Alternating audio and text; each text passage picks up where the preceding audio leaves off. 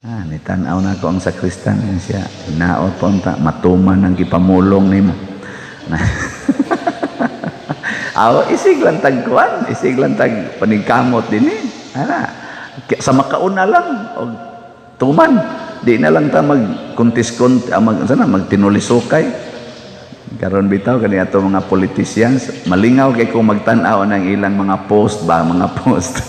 Ang inig-post aring usab, nindot kay sila nahimo kunuhay. Kontra sa tong usasad. Di na mao patakala na fake news na. Doon na sa ito nindot dito pikas isultib. Makaingos to, blibab. Mo ingon sa tong pikas, fake news na.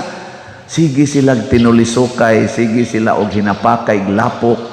Hangtod na gid ni mahuman ang eleksyon ug hangtod na lang sad moabot ang sunod nga eleksyon maunay gisaway ni Kristo kanang maong mga batas